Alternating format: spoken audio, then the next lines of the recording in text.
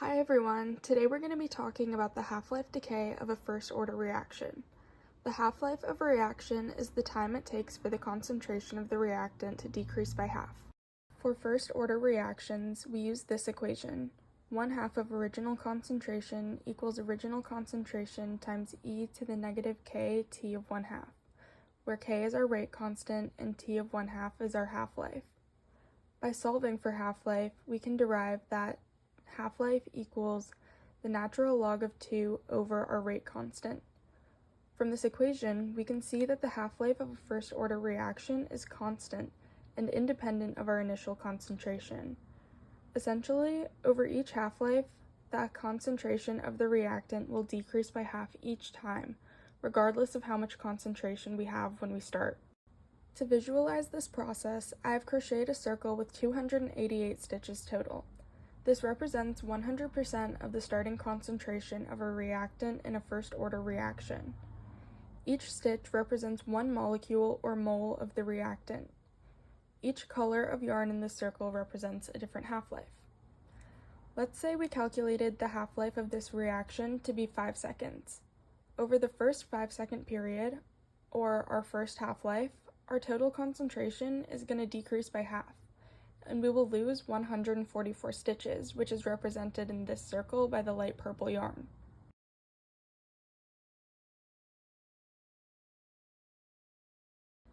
Now we have 144 stitches left in our circle, which is 50% of what we started with. Over the second half-life, our concentration decreases by half again, and we're going to lose 72 of our stitches represented in the circle by the dark purple yarn. Now we have 72 stitches left. This is 25% of what we started with. Over the next half-life, yet again, our concentration is going to cut in half. We're losing 36 of our stitches, represented here by the light pink yarn. With 36 stitches left, we're down to just 12.5% of our original concentration. Over this fourth half-life, we are losing 18 stitches, shown by the hot pink yarn. We have 18 stitches now, or 6.25% of our original concentration. This next half-life, we are losing 9 stitches, shown by the maroon yarn. At this point, we are left with only 9 stitches, which is a small fraction of what we started with. This pattern of losing half of our remaining concentration over each half-life will continue on even further. Here's what our yarn looks like after it's been all pulled out. As we can see, the amount of yarn is decreasing exponentially, and we can see this by plotting a graph. Here's what our data looks like for the recorded concentrations of our reactant over various half-lives. By plotting this data, we get a graph that looks like this, showing that the decay of our reactant results in an exponential curve over time. We can also plot the natural log of our concentration over time, which looks like this. As we can see, this results in a straight line, confirming that our reaction follows first-order kinetics, since this graph is linear. And finally, to further visualize half-life decay and how our concentration is decreasing exponentially over time, I have crocheted a series of granny squares. Each square represents the remaining concentration of our reactant at a different half-life. The first square contains a total of 120 colorful stitches. The next ones have 60, 30, 15, and the last one has just 7.5. You can see how the concentration is decreasing exponentially over time, and how starting concentration doesn't matter because this is a different stitch count than that of our other circle.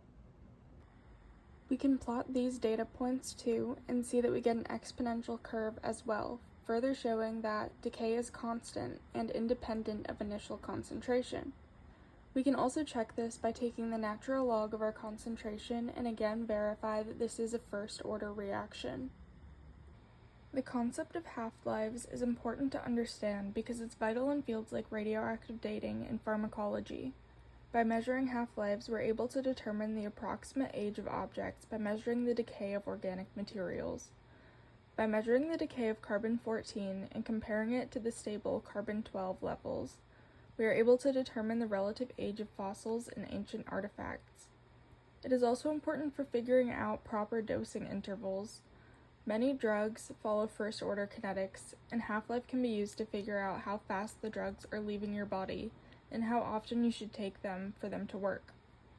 Half-life has many real-life applications, and it is important to have a good understanding of the basics. I hope this video has helped you understand and visualize the concept of half-life decay for a first-order reaction. Thank you all for watching!